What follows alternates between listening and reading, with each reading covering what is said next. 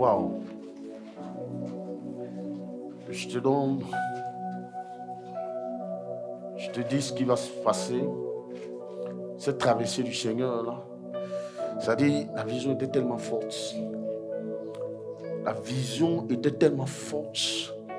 Et ce que le Seigneur me donne de comprendre maintenant, il me dit que c'est l'heure.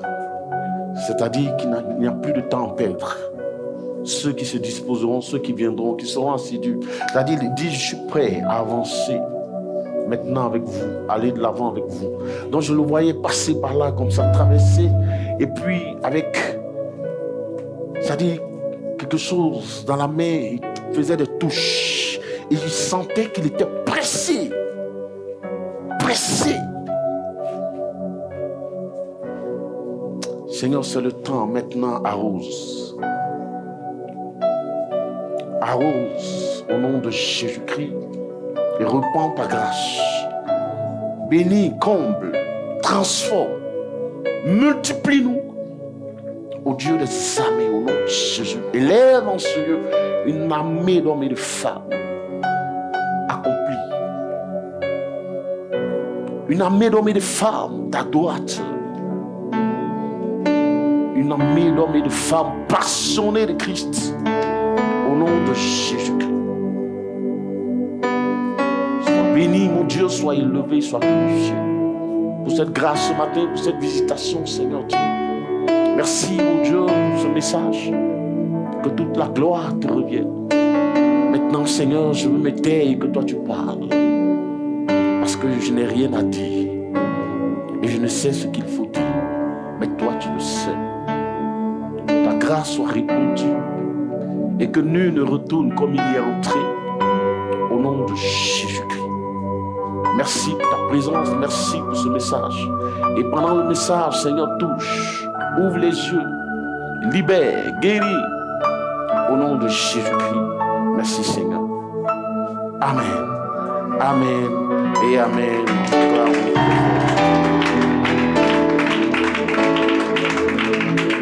C'est bon ça. Yes. C'est bon. Ah. Vraiment. Quand tu as les personnes qu'il faut, c'est bon. Le travail avance, ça encourage. Il est vraiment béni, j'espère. Je prie que Dieu le convainque que non, il sait toucher le cœur du Seigneur. Il sait toucher le cœur du Seigneur.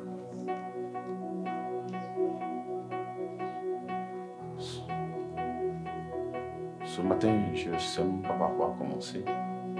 Je sais que le Seigneur va faire. Amen. Et les dimanches à venir, ça va être encore plus fort. Je vous dis la vérité, le message que le Seigneur a apporté ce matin est fort. Amen. Écoutez-moi bien. Alors, nous sommes depuis quelques semaines en train de parler de la possession des portes. Et ce matin, nous allons voir quelques éléments. C'est un message à prendre au sérieux. J'ai vu une servante, il y a une servante de Dieu qui m'a appelé hier, qui m'a béni. C'est-à-dire c'était tellement fort par rapport à la révélation des portes. Elle m'a vraiment béni. Elle a été bouleversée par ce message. C'est quelque chose à prendre au sérieux, bien-aimé, parce que toute la vie repose sur les portes. Tout ce qui est précieux, tout ce qui est sacré est enfermé derrière des portes. Et donc, si tu as le code, tu vas y accéder. Si tu n'as pas le code, tu ne vas pas y accéder. Et le Seigneur nous a véritablement bénis en cette fin d'année, qui nous a conduits à parler des portes. C'est un message qui est venu directement du Seigneur parce qu'il t'aime et parce qu'il veut te bénir. Et alors, quand le Seigneur parle de portes, nous comprenons que toute la vie entière, et la Bible elle-même est une question de portes. Et cela est d'autant plus important que le Seigneur, quand il a voulu nous faire la promesse de posséder les portes de nos ennemis, il a juré. Le Seigneur n'a pas besoin de jurer. Il a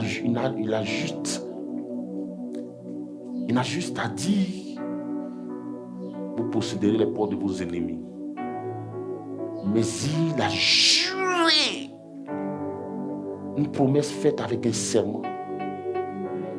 Un scellé définitif. Et il a bouclé cela.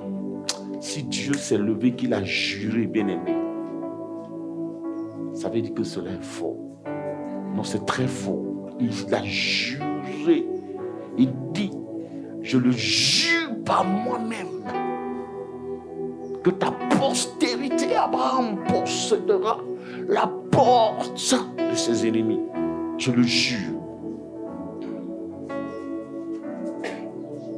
Donc quand Dieu parle ainsi, le Seigneur est en train de dire que je le jure par moi-même, que mon peuple aura la domination sur les puissants des ténèbres. Et ça ne doit pas être le contraire. Et c'est le désir de Dieu, c'est sa volonté. Et c'est une volonté ferme. Et c'est quelque chose qu'il a scellé. C'est-à-dire, ce n'est pas possible que les ténèbres puissent régner sur celui qui est de Dieu, qui est de Christ. Ce n'est pas possible. C'est une question de connaissance, c'est une question de compréhension. Nous avons compris que, or donc, l'ennemi a une tour de contrôle, à partir de laquelle il dirige ta vie, il décide de ce qui doit arriver, de bon ou mauvais. Ce n'est pas normal. Et le Seigneur dit, vous allez posséder ces portes, c'est-à-dire, vous allez prendre possession de sa tour de contrôle. Et donc, vous allez fermer cela. Et le Seigneur lui-même nous a montré l'exemple lorsqu'il est descendu dans le séjour des morts. La Bible dit il a arraché les clés du séjour des morts. Ça veut dire qu'il a fermé définitivement. Et c'est pour quand il a pris les clés, il a posé la question, mort, où est ton aiguillon? Il dit, où est ton aiguillon? Où est ta force? Où est ton aiguillon? C'est fini.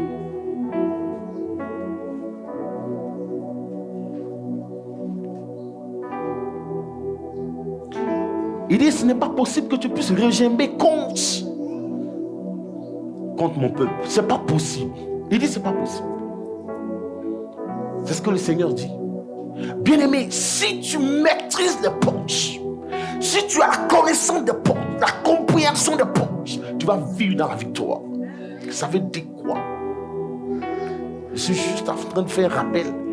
Quand il y a une situation qui prévaut dans ta vie, contrairement à la promesse de Dieu, tu dois savoir qu'il y a une porte qui se tient quelque part, et c'est à partir de cette porte-là que ce mal est projeté contre toi. La maladie est une question de porte. L'échec est une question de porte. Tout est lié aux portes.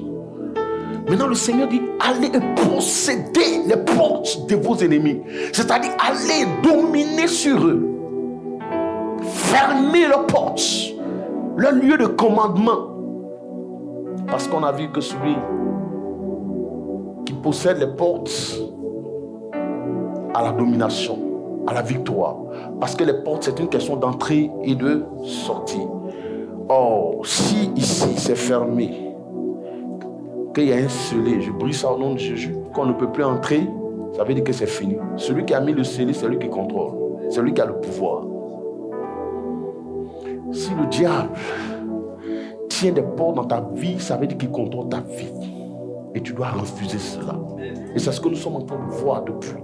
C'est une question de décision. Tu as le pouvoir de fermer ces portes en te levant et en confessant. Confesser. Prier, c'est parler. Vous comprenez? Prier, c'est parler. Posséder, c'est déclarer, proclamer, annoncer. C'est tout. Mais on l'annonce en ayant la conviction que ce que je dis arrive. Ce que je dis arrive parce que ça répond sur la vérité, parce que c'est la volonté de Dieu, c'est le désir du Seigneur. Posséder la porte de nos ennemis, c'est mettre fin à leur règne. Et comme je l'ai dit, je ne sais pas si c'était le jeudi, est-ce que vous savez que quand le Seigneur dit vous allez posséder la porte de vos ennemis, le Seigneur nous demande d'être à l'offensive. Tous ceux qui suivent les matchs de football, là, ils comprennent bien ça. Le Seigneur nous demande d'être à l'offensive et que le diable soit sur la défensive. Amen. C'est-à-dire nous devons attaquer. Ce n'est pas à lui de nous attaquer. Non, pasteur, je suis attaqué. Le Seigneur dit attaque. Attaque-le. Donc sois à l'offensive. De sorte que lui soit dans le tremblement. Quand il est sur la défensive, c'est-à-dire il ne sait pas à quel moment tu vas lui envoyer un coup. Il ne sait pas à quel moment tu vas le terrasser. Ce n'est pas à toi de trembler, c'est à lui de trembler. Toi, tu ne dois pas être dans le tremblement. Donc, c'est-à-dire, il y a un effet contraire auquel on assiste aujourd'hui, ce qui n'est pas normal. Dieu a parlé, Dieu a juré par lui-même. C'est-à-dire qu'un enfant de Dieu est dans un endroit, les ténèbres doivent trembler. Et on l'a vu. J'ai donné un exemple en Marc, chapitre 1. J'ai donné un exemple. Le Seigneur lui-même nous a donné. C'est-à-dire, il est venu nous montrer le chemin. Marc 1. Tu as le verset, tu lis. Il dit, à partir du verset 22,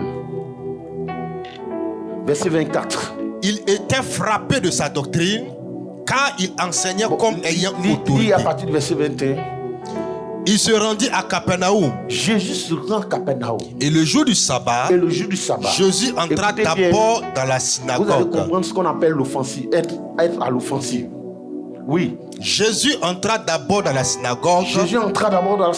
Et il enseigna. Ils étaient frappés de sa doctrine. Car il enseignait comme ayant autorité. Il enseignait comme ayant autorité. Et non comme les scribes. C'est-à-dire, il parlait avec conviction, il parlait avec assurance, il parlait avec autorité. C'est cela, la parole de Dieu, fils de Dieu. Quand tu pries, tu dois dire les choses avec assurance. Regardez-moi par exemple, je vous ai dit qu'en tant que chrétien, ce que je fais le moins dans ma vie, peut-être une fois par an, c'est le combat spirituel. C'est-à-dire combattre, j'envoie le feu. Non. J'adore. Mais quand je combats, quand je décide de combattre en 20-30 minutes, je sais que j'ai la victoire. Oui, j'ai la victoire. Ouais, c'est ça qui fait toute la différence. Mais toi, tu combats pendant des heures et puis tu n'as aucun résultat. Pourquoi? Parce que tu ne sais même pas. Peut-être que depuis, ça fait des mois que tu combats. Peut-être que personne même tu l'as déjà vaincu. Mais tu ne te rends même pas compte, tu ne réalises pas. Tu continues de combattre toujours. Non. Mais moi, quand je me lève, ne me provoque pas. Parce que si tu me provoques, toi qui es un vaurien nulard, je parle de l'adversaire. Toi, tu vas m'envoyer un coup. Ça va m'atteindre. Et toi, tu penses que moi qui ai l'autorité, qui suis investi, l'autorité de Christ, quand je vais t'envoyer, toi, tu vas pas... Non, c'est pas possible. Ça va être dangereux. Je te dis la vérité, ce sera... Non, mais ça va être la catastrophe. Parce que ce que je vais t'envoyer, là,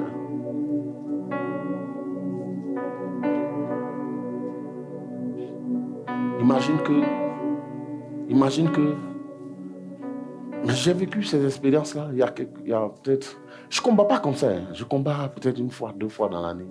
Non. Quand il y a une urgence et que je sens, ou bien je prie pour quelqu'un, là je sens que la personne est beaucoup attaquée par la sorcellerie et que je combats. Voilà.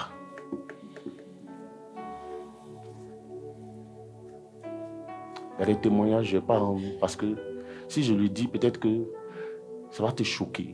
Et puis tu ne vas pas croire. Donc ça peut te paraître... Tu peux penser que c'est de la prétention, c'est la vérité. Il y a une dame dans cette nation. Je suis en train de prier. Je suis en train de prier pour sa fille.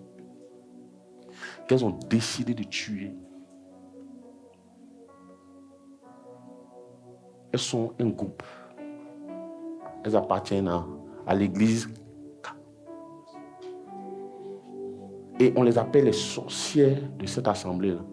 C'est un nom comme ça, on leur a donné. Il y a des réseaux chrétiens dedans et tout ça. Tu sais ce qu'elle a confessé? Elle a cité le nom d'un serviteur de Dieu, mais je ne veux pas dire. Elle dit celui-là se prosterne devant nous. Mais, vous voyez, c'est pour ça que comme on est en direct, je n'ai pas envie de dire, perds toi-même. Mais elle a dit, par contre, le pasteur, c'est-à-dire, elle ne veut pas avoir affaire à moi. Mais Jésus a dit, Satan s'est présenté, mais n'a rien à moi. Elle et moi, elles sont souvent dans les réunions. Moi, pour parler comme les Ivoiriens, j'ai la moyenne. Vrai même. Et elle dit que c'est à cause de moi qu'ils n'ont pas encore pu mettre fin à la vie de sa fille. Ce pasteur-là. Donc, c'est-à-dire, mais elle ne sait pas ce qu'elle va faire. Elle ne peut pas. Et j'ai dit à sa fille, maintenant, on passe à la phase supérieure. Parce que si la mort est une bonne chose, mais après, ne dis pas que c'est moi. Non, c'est-à-dire, on va régler cette affaire-là définitivement, et puis c'est fini. Oui, on va te ramener parce que tu es inutile sur la terre.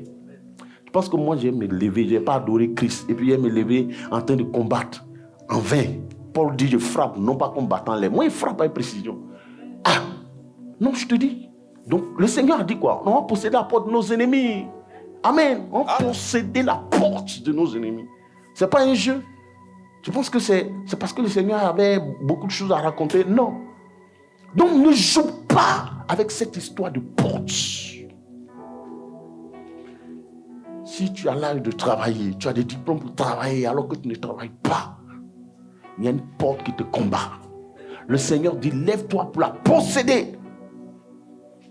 Tu t'adresses à cette porte. Je vous ai présenté, je vous ai appris comment il faut prier, comment il faut déclarer, comment il faut confesser. Et le dimanche, je vous ai présenté, je vous ai donné l'exemple de quelques individus qui ont possédé la porte de leurs ennemis dans la Bible. On a pris le cas de Daniel, qui était à Babylone, dans une nation étrangère. Mais il a possédé la porte de ses ennemis jusqu'à la fin de sa vie. Les rois se sont succédés, mais Daniel n'a pas bougé. Il est resté là, à son poste. Au contraire, on continuait de l'élever. Il a possédé la porte de ses ennemis. On a pris l'exemple de Joseph. Mais aujourd'hui, je vais te montrer l'effet contraire. L'effet contraire. Oui, lis, je vais expliquer comme il n'était pas là le mardi, oui, rapidement, et puis... Il se trouvait dans les synagogues. Il se trouvait, je vous ai dit que le Seigneur nous demande d'être à l'offensive. Amen. Donc, écoutez un peu l'exemple de Christ, oui. Un homme qui avait un esprit impur. Un homme qui avait un esprit impur. Et qui s'écria. Qu'y a-t-il entre nous et toi, Jésus de Nazareth? Jésus n'a pas parlé. Il n'a pas parlé. Il ne lui a rien dit. Mais quand il a vu le Christ, il a crié, qu'y a-t-il entre nous et toi, Jésus de Nazareth? Tu es venu pour nous perdre. Et tu vois ce qu'il dit? Il dit, tu es venu pour nous perdre. Je sais qui tu es. Je sais qu'il dit, tu es venu pour nous perdre. Bien-aimé, c'est-à-dire que toi, quand on dit ici, là, il y a la sorcellerie, il y a telle chose, quand tu arrives, il doit commencer à démissionner. Parce qu'il y a un fils de Dieu qui est là. Ce n'est pas du jeu. Il dit, tu es venu pour nous perdre. Parce qu'il était en train d'annoncer la croix. Le diable était en train d'annoncer la croix. Parce qu'il sait que si Christ accomplit l'œuvre de la croix, ils sont morts. C'est fini pour eux. Il dit, tu es venu pour nous perdre. Le diable est en train de témoigner ainsi de la puissance de la croix. Tu es venu pour nous perdre. Parce que si la croix a eu lieu, ça dit, tes enfants vont avoir la domination sur nous. Ah, quand les gens négligent la croix et puis prêchent, ils enseignent autre chose. Regarde ce que le diable fait. Il confesse la puissance de la croix.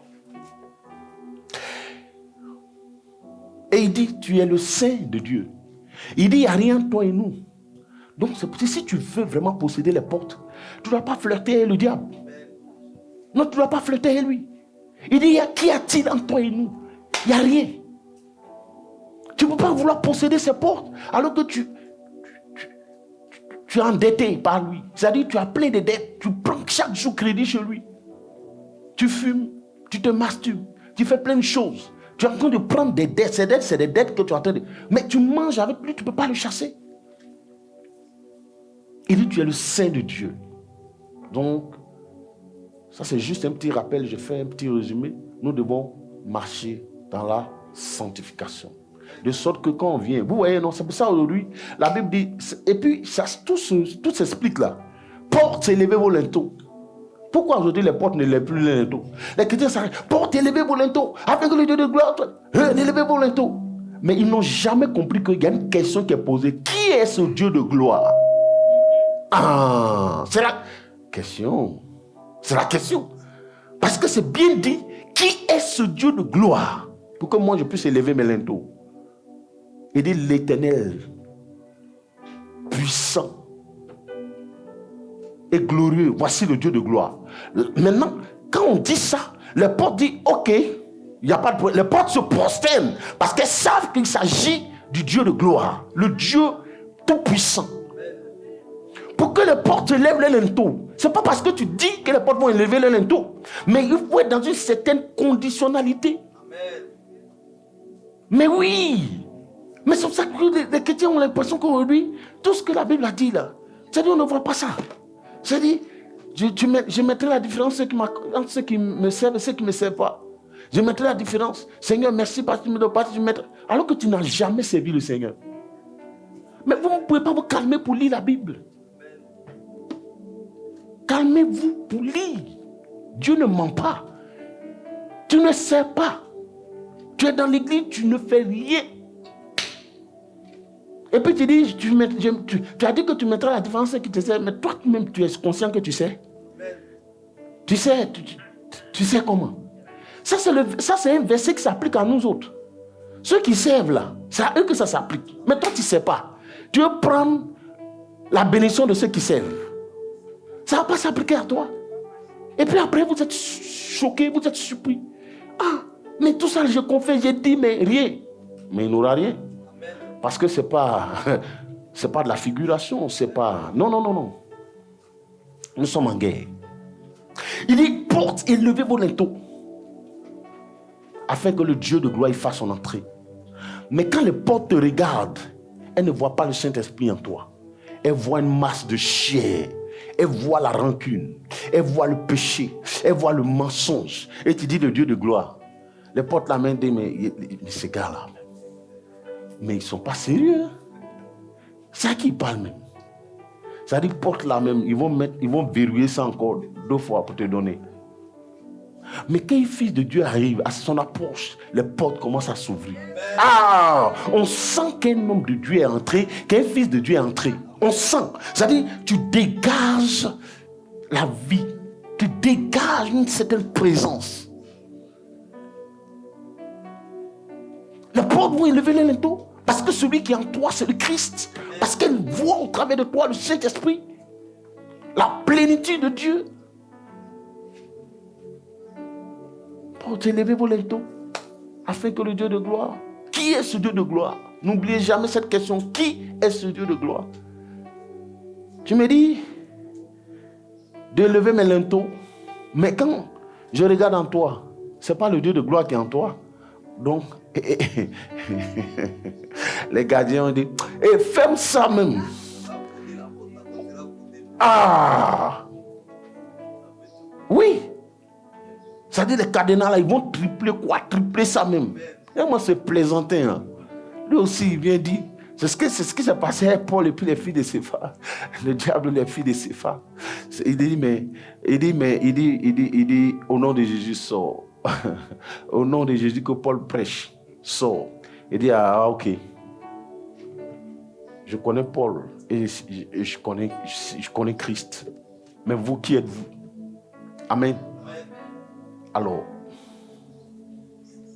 bien-aimés, tout est une question de porte. Regardez un peu que le Seigneur dit en Éphésiens 5, Éphésiens 4, verset 47 et verset 27. Éphésiens 4, verset 27. Il dit ceci.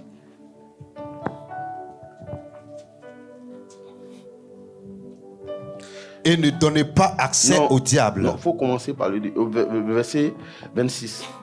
Si vous vous mettez en colère, écoutez bien, si vous vous mettez en colère, ne péchez point. Ne péchez point. Que le soleil ne se couche pas sur votre colère. Que le soleil ne se couche pas sur votre colère. Et ne donnez pas accès au diable. Ne donnez pas ainsi accès au diable. Amen. Vous voyez non que le Seigneur même dit de ne pas donner accès.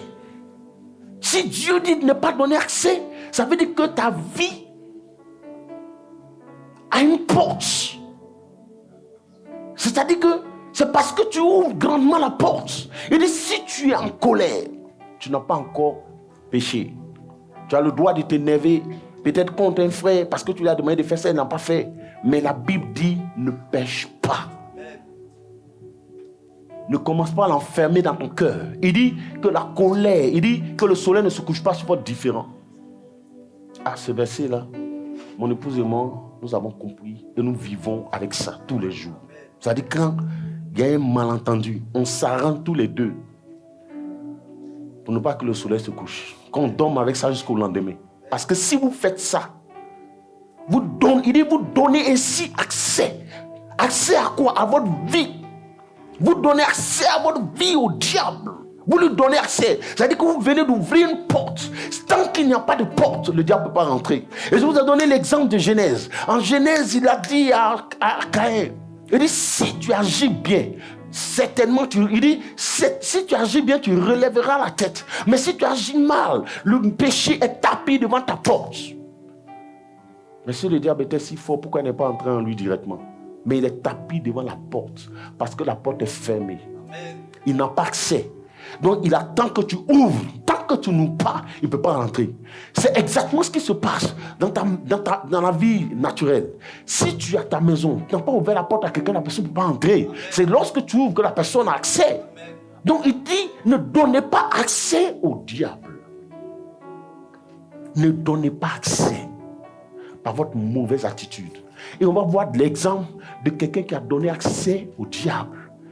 Et le diable l'a foudroyé. On prend l'exemple de... J'ai donné un message ici assez puissant sur Rachel. Et Rachel, la femme de Jacob. Le thème c'était le risque de transporter avec soi les affaires du diable dans la maison de Dieu. Vous comprenez? Parce qu'il te suivra pour aller chercher. Et on va revoir ça encore. On va voir la suite. Ce matin, j'ai présenté les gens qui ont possédé les portes. Aujourd'hui, on va voir quelqu'un qui, au lieu de posséder les portes de ses ennemis, mais a donné accès au diable. Et le diable n'a pas joué avec elle. Le diable n'a pas joué avec elle. Il faut prendre Genèse. Genèse 31. Il faut lire. 30. Genèse. Hein? 30, 22, ça c'est... Il faut lire 31, verset 29, à partir du verset 29 à 32. Ma main est assez forte pour vous faire du mal. Mais le Dieu de votre père m'a dit hier. Oui. Garde-toi de parler à Jacob. Garde-toi de parler à Jacob. Ni en bien, ni en mal. Ni en bien, c'est-à-dire Dieu même avertit. C'est-à-dire qu'il menace même le diable. Il le met en garde, c'est une mise en garde. Écoutez bien, c'est une mise en garde. Il dit à Laban, garde-toi de parler à Jacob, ni en bien, ni en mal. C'est un avertissement du Seigneur. Mais malgré ça, quelque chose va se passer. Oui. Maintenant que tu es parti, parce que tu languissais après la maison de ton père, oui. Pourquoi as-tu dérobé mes dieux? Pourquoi as-tu dérobé mes dieux? Pourquoi maintenant que tu dis que tu es chrétien, tu t'en vas? Tu as dit tu as donné ta vie à Jésus. Pourquoi tu entraînes encore avec toi mes affaires? Pourquoi? Donc Laban ne peut pas accepter ça. Donc il les a suivis pour aller chercher. Si tu dis que tu es chrétien, bon, reste chrétien. Pourquoi tu transportes encore mes affaires? Le mensonge, la colère, l'impureté, la souillure, la masturbation. Mais c'est à moi ces choses. Pourquoi tu les emportes avec toi? Oui. Pourquoi tu les emportes avec toi? C'est mes affaires à moi. Et est-ce que Laban n'a pas? Laban, non. Il était en colère. Il dit, mais je vais aller les chercher. Et continue. Jacob répondit et dit à Laban. J'avais de la crainte à la pensée que tu m'enlèverais peut-être tes filles. Oui. Mais périt celui auprès duquel tu trouveras tes dieux. En présence de nos frères.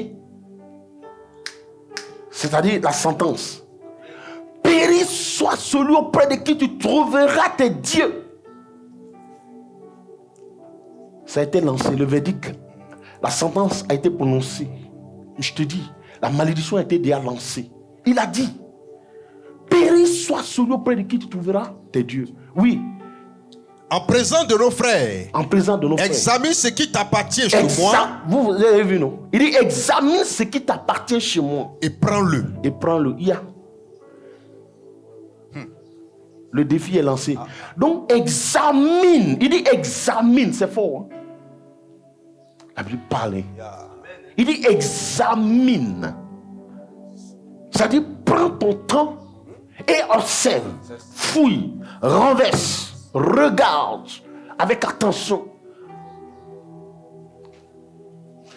Et ça dit, si.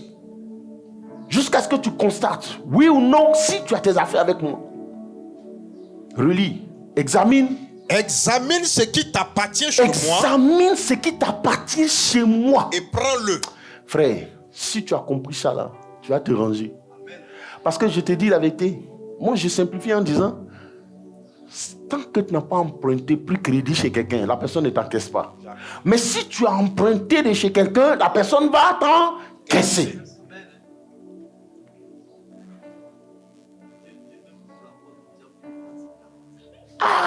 Mais parce qu'il a dit à Laban, oui,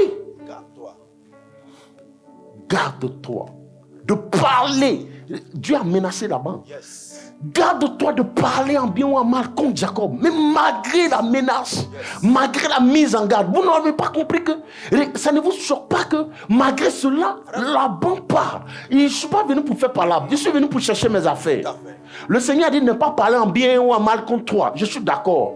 Je ne vais pas le faire. Je ne vais même pas prendre le risque. Mais moi, je suis juste venu prendre mes affaires que tu as emportées avec toi. Il faut me donner mes affaires et puis le compte est bon.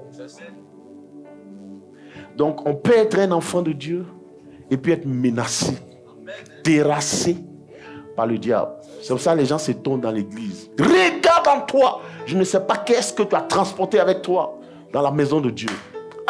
C'est le temps. Nous sommes en 2026. On a dit qu'on va posséder les portes de nos ennemis. Et je vous dis la vérité, en 12 mois, vous allez voir ce qui va se passer. On est déjà le premier mois. À partir du premier trimestre, déjà, vous allez commencer à voir les visitations, les bénédictions. Oui, je vous dis honnêtement, moi, je ne suis pas quelqu'un qui raconte des choses comme ça. Je prêche Christ. Je suis un serviteur du Seigneur. Je dis ce que Dieu dit. Je ne dis pas autre chose.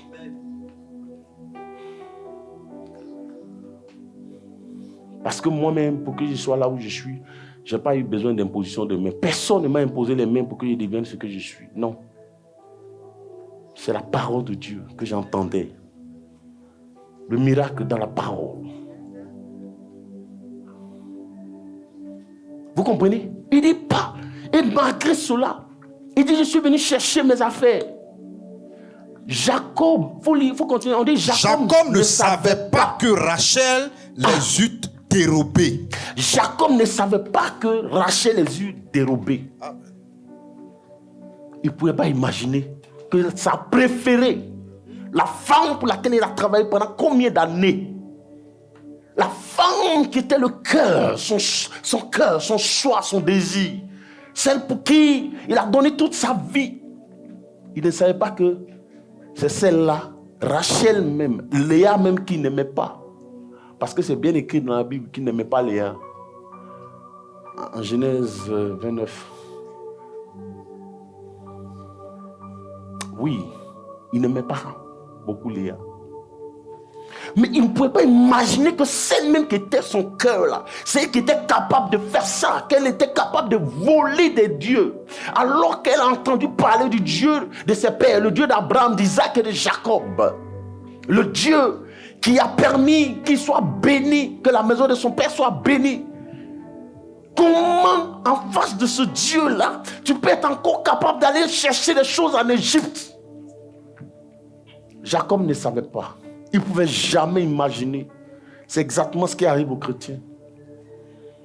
Dieu a donné sa vie pour nous. Il a été moqué, rejeté, banni, frappé, chicoté. Les hommes qu'il a créés l'ont baffé. Il n'a pas ouvert la bouche. C'est la même chose, le cas de Jacob et de Rachel. Jacob a travaillé pendant des années pour Rachel.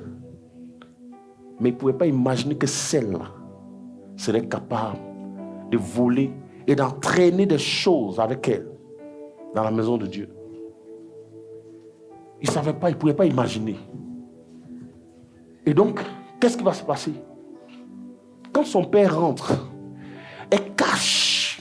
Au lieu de lui donner ces choses, elle aurait pu dire, papa, je te demande pardon. Parce que depuis mon enfance, je n'ai connu que tes dieux. Donc je me suis dit, il faut que je les emporte avec moi. Mais vraiment, je péchais, je te les rends. C'est fini. Mais elle ment en plus, elle s'assoit. Et puis elle dit, je suis dans ma période. Donc elle est en train de tisser. Mais vous ne savez pas ce qu'elle était en train de... Ce qu'elle disait là. Elle a menti, non? Elle dit elle est en période. Donc elle dit qu'elle est en train de... Elle a un écoulement de sang. Ah, elle venait de signer une alliance diabolique. Elle n'a pas mesuré. Le jour qu'elle coulait le sang pour la deuxième fois, le diable a frappé.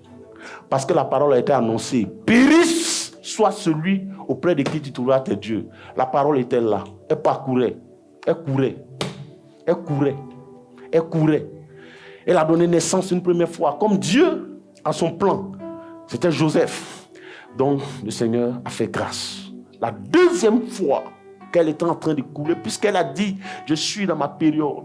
Le jour qu'elle était en train de couler le sang, cette fois-ci pour donner la vie, la parole qui a été prononcée, péri soit celui auprès de qui.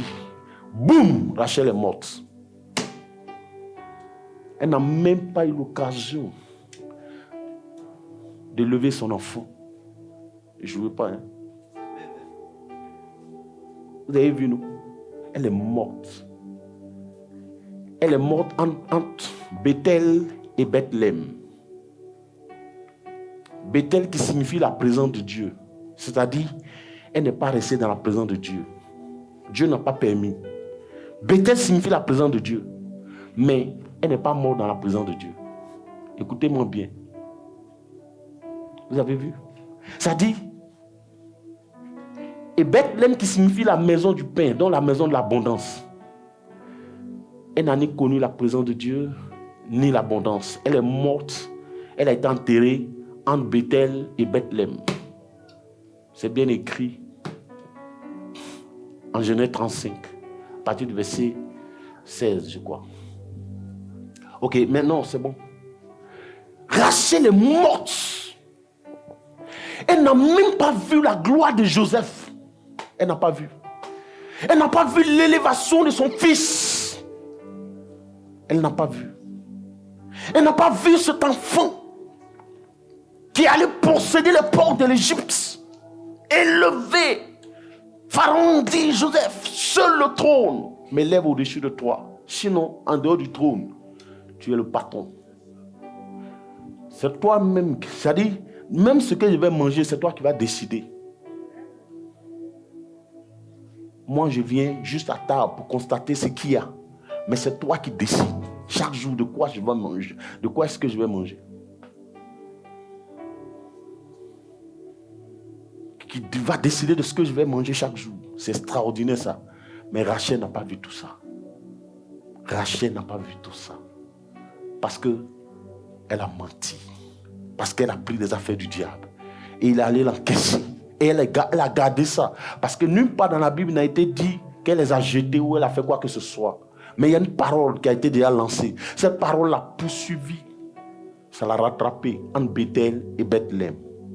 Elle est morte. Elle n'est pas entrée dans la maison de l'abondance. Elle n'y est pas entrée. Fais attention, nous sommes en 2026. Nous sommes en train de parler de la possession des portes. Nous sommes une famille. À la Beauvoir, nous sommes un seul peuple, une famille. Parlons-nous, soutenons-nous. Nous constituons une armée. Et ce matin, comme je l'ai dit, la vision que j'ai vue est forte. C'est-à-dire que le Seigneur est prêt maintenant à bondir avec nous. Ça, c'était le message qu'il m'a donné. Donc, c'est l'explication. Oui, non, il est prêt. Maintenant, il est prêt. Il est venu, il a commencé à marquer. Amen. Et je le voyais presser. Ça veut dire que maintenant, on va commencer à grimper. Alléluia. Oui, on va commencer à grimper. C'est fort. Alors donc, il faut regarder en toi-même. Parce que cette fin d'année, la fin de l'année prochaine, et dans laquelle on est là, ça ne peut plus jamais être comme les années précédentes. Parce que nous sommes avertis. Et Dieu nous a conduits dans cette révélation. Et nous sommes en train d'y travailler. Et au fil des mois, vous allez voir le changement dans la vie de chacun de nous. Si tu es sérieux, nous allons quelque part. Quand le Seigneur passe comme ça, c'est-à-dire qu'il est en train de nous conduire quelque part. Nous sommes en train de partir. Si tu as des affaires qui ne t'appartiennent pas, c'est le temps de venir voir le pasteur. Ou bien, je ne sais pas moi, où tu te confesses et puis tu déposes ça. Parce que nous sommes en train d'aller quelque part. On ne veut pas avoir ta mort sur notre conscience. On veut que tu ailles, que tu ne sois pas enterré entre Bethel et Bethléem. On veut que tu entres à Bethléem, dans l'abondance. Et c'est le Seigneur lui-même qui me l'a dit. Il ne m'a pas dit autre chose. Il m'a dit, maintenant, travaille sur mon peuple, parce que je veux bénir le peuple. Il dit, vous faites ce que... Vous ne faites pas exactement ce que j'ai fait. Moi, quand j'étais sur la terre, j'ai fait le spirituel et j'ai fait le social. J'ai multiplié les pains. La pêche miraculeuse. C'était industriel, commercial. Les gens ont pêché les poissons, ils ont vendu. Mais vous vous concentrez sur la parole. Et puis le peuple pleure, le peuple souffre. Donc maintenant, travaille sur mon peuple. C'est à partir de là que le Seigneur a commencé à me faire toutes ces révélations sur les portes et tout ça. Amen. Alors donc, c'est sérieux. Les messages que je prêche, ça vient du cœur de Dieu. Nous devons expérimenter ça cette année. Donc ne te comporte pas comme Rachel. Parce que quand Dieu parle, ce que Dieu annonce arrive toujours, frère. Alléluia. Cela arrive toujours. Cela arrive toujours. Il ne faut pas qu'à la fin tu accuses le Seigneur. On en vient un homme comme Daniel, dans la force au lion, parce qu'il possédait la porte de ses ennemis, et parce qu'il était intègre. Lion, un homme, un individu, dans un trou avec des lions. Les lions le regardent comme ça, et puis ils ne peuvent rien faire. Au contraire, ils savent qui est descendu. Ils savent que ce n'est pas tout le monde on mange. Ah, ils savent. Les sorciers doivent savoir qu'on ne mange pas tout le monde. On ne se provoque pas tout le monde. On ne s'amuse pas avec tout le monde. Ils doivent le savoir. Et ils doivent, quand ils te regardent, ils doivent savoir que tu n'es pas mangeable, tu n'es pas consommable. Amen. Yes. Les lions ne l'ont point touché. Jusqu'au lendemain, le roi même était dans le tremblement. Il dit, le roi, matin, bonheur, tellement il est allé très tôt le matin, dès l'aube. Daniel, mon fils, est-ce que ton Dieu que tu sais t'a sauvé des lions? Il dit, oh roi, vis éternellement, le droit est tombé. Ah, vis éternellement. Le Dieu que je sais, le Seigneur que j'adore, a envoyé son ange pour fermer la gueule des lions. Le roi a failli devenir fou. Ah, notre Dieu que nous servons, le Dieu que je prêche à la Beauvoir est un Dieu qui exauce, est un Dieu qui répond, est un Dieu qui bénit, est un Dieu qui guérit. Il est un Dieu qui élève. Je te dis la vérité. Parce que je n'en connais pas un autre. Je connais que Christ et je ne parle que de Christ. Aucun de mes messages n'a raconté autre chose que la divinité de Jésus. Depuis que je suis là. Depuis le début de la Beauvoir. Aucun de mes messages. Et depuis toujours d'ailleurs. L'église où j'étais avant, je fais pratiquement 13 ans. 12 ans et plus. Mais pendant 12 années, on n'a rien trouvé à redire contre mes messages. Aucun. Moi, je dis, je suis un pur produit de Christ. J'ai dormi en son sein, donc c'est lui ce que je connais. Bien-aimé, faites donc attention. Nous suivons les consignes. Et le Seigneur nous conduit, frère, c'est la vérité. Nous sommes en Christ. Nous devons accepter ce que Christ est. Nous devons accepter la vie de Jésus. Cette année, le Seigneur a dit à son serviteur, je veux bénir mon peuple. Et c'est pourquoi je m'efforce à faire tout cela. Donc nous devons l'expérimenter. Il ne faut pas être la force morte au milieu de nous. Il ne faut pas être celui qui transporte les térébins de Laban. Fais des efforts, c'est dans ton intérêt. C'est dans ton intérêt. Bien-aimé, c'est que du bonheur. Mais parce que quand tu contrôles la porte des ennemis, là, quand tu es autonome, puisque Dieu a dit social, quand tu es béni socialement, est-ce que c'est quelqu'un qui vient te donner des ordres chez toi à la maison? Quand tu décides d'acheter un véhicule, est-ce que c'est quelqu'un qui vient te dire non, il ne faut pas prendre ça, il faut prendre ça? Non, c'est que du bonheur. C'est que du bonheur. C'est une grâce que nous avons à la Beauvoir, que le Seigneur lui-même se lève et dise, maintenant je veux que tu travailles sur mon peuple. Tu enseignes, tu fais le spirituel, mais il faut aussi le social. Et c'est pourquoi nous avons initié de financer les dames, les femmes, ici.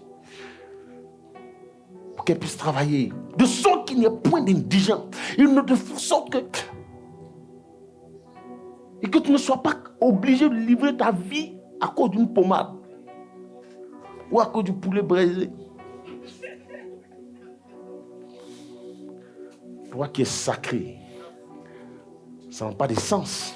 Donc nous, ça dit que... Vous savez, l'église où j'étais, quand je devais partir, j'ai fait quelque chose. J'ai réuni tout le monde, tous les anciens. Et puis je leur ai demandé, dites-moi, est-ce que parmi vous ici, il y a quelqu'un à qui sa femme a dit, le pasteur Apia m'a fait un clin d'œil? On dit non. Tout le monde était là. J'ai dit, bon, et est-ce qu'il y a la fille de quelqu'un qui a dit à son papa ici, parmi nous, que le pasteur Apia m'a fait un clin d'œil? On dit non. Est-ce qu'il y a quelqu'un à qui je dois de l'argent? Non. Bon, si on ne sait jamais, si j'ai blessé quelqu'un aussi, ils ont dit non. J'ai fait ça.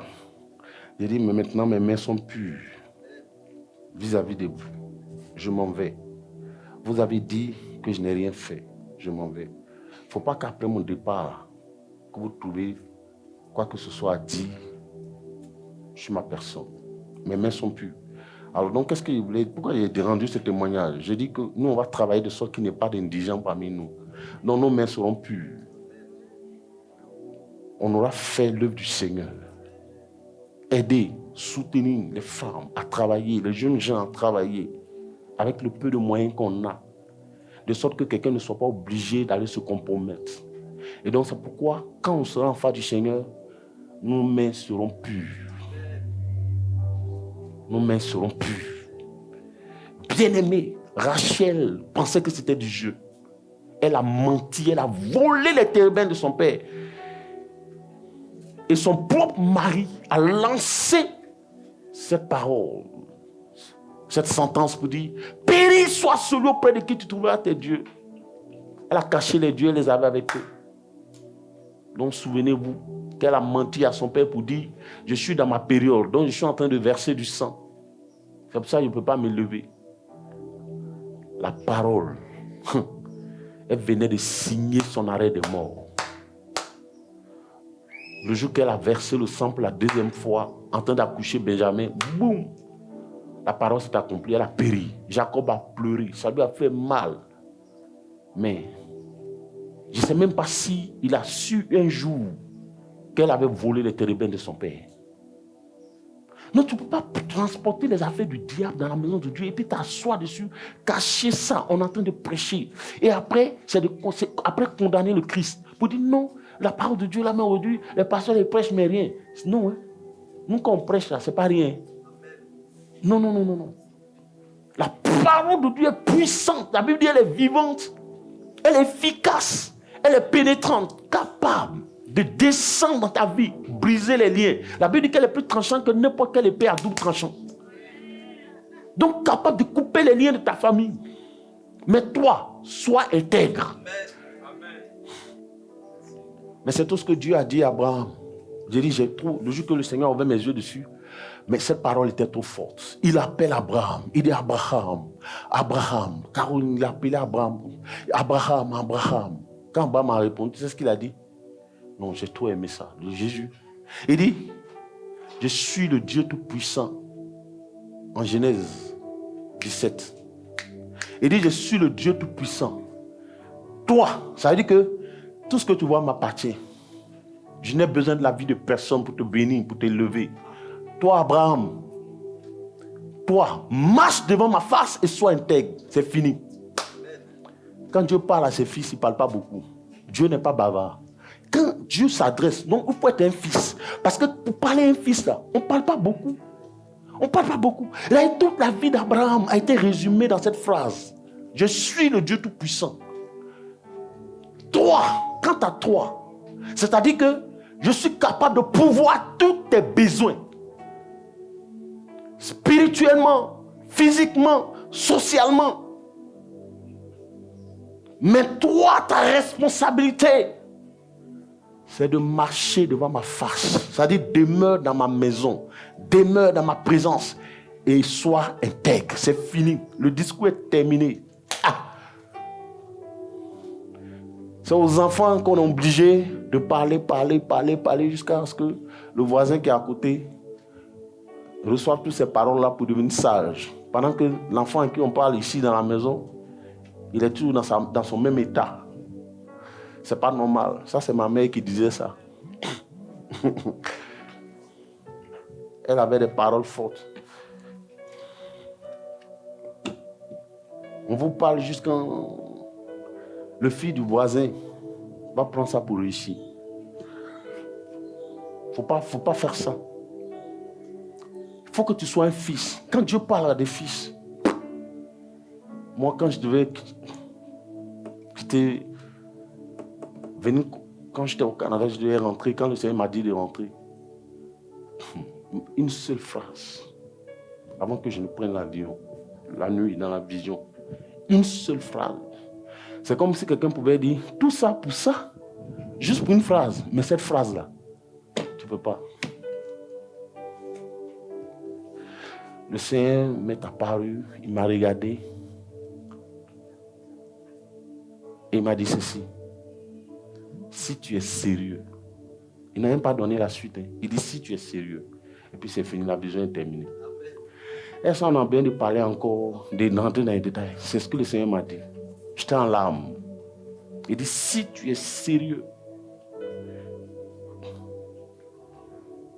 Quand Dieu s'adresse à ses fils, il ne parle pas beaucoup. Non. Il n'a pas bien de faire de longues phrases. Parce que tu es un fils. Parce qu'il te sait intelligent. Amen. C'est fini, la vision est terminée. Le discours s'est arrêté là. Juste pour ça. Mais qui est plein de sens. Plein de sens. Abraham. Je suis le Dieu Tout-Puissant. Toi, marche devant ma face et sois intègre. Alors, cette année 2026, on a besoin d'intégrité. Chacun doit faire tous ses efforts. Parce que nous allons y entrer. Il ne faut pas rester en route. Il ne faut pas que tu sois enterré entre Bethel et Bethléem. Amen. Il faut dire, je ne mourrai pas en Bethel et Bethléem. Mais j'entrerai à Bethléem, dans la maison du pain, dans la maison de l'abondance, au nom de Jésus. Et mes yeux verront la gloire de Joseph, au nom de Jésus. Au nom de Jésus. Et je jouirai des bénédictions et des promesses de l'Éternel, au nom de Jésus. Amen. Oui.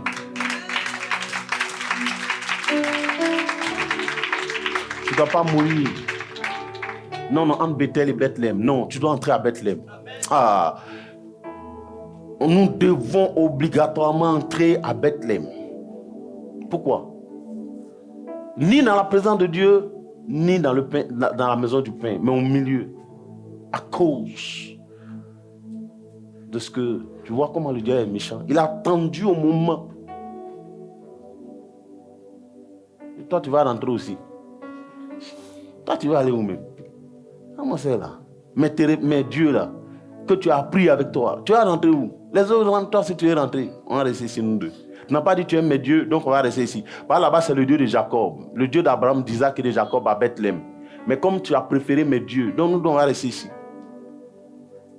Il a attrapé ça. Quand il a couché, elle a rendu là. Les deux sont restés là-bas. Ni dans la présence de Dieu, ni à Bethléem. Je déclare que cela ne sera pas ton partage au nom de Jésus. Amen. Amen. Je ne vais pas être très long ce matin. Si tu as été béni, acclame le Seigneur. Parce que j'estime que je m'adresse à des fils de Dieu. Amen. Et que le message a été reçu. Amen. Pas besoin de parler beaucoup. Tu vas te lever et puis on va, comme à notre habitude.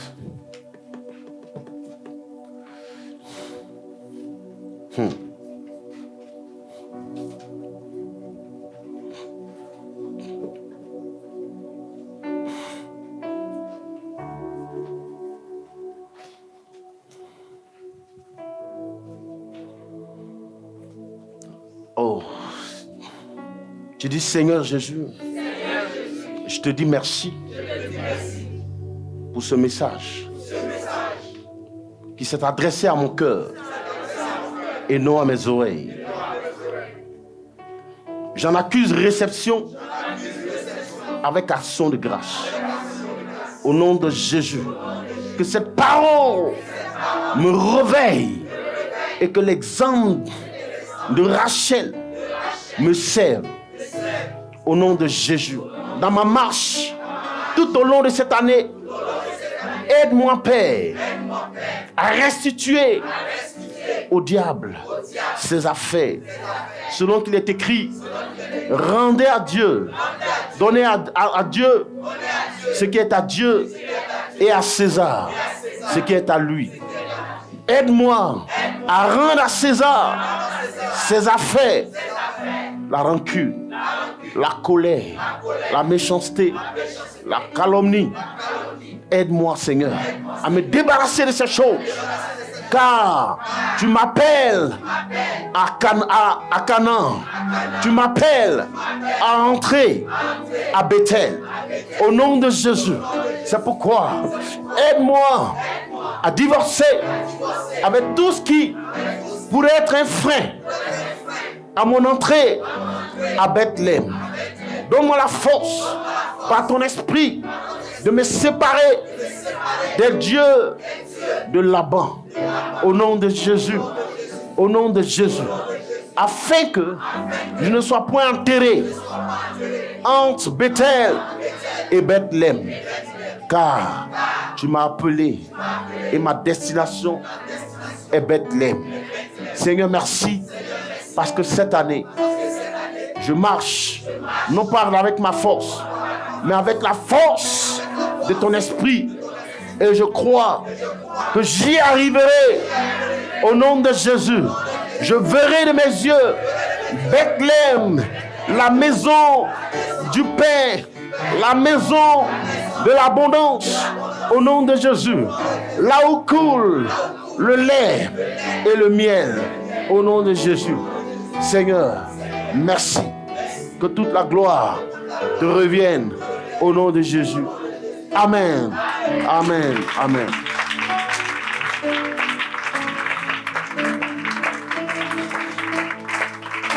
Amen. Oui.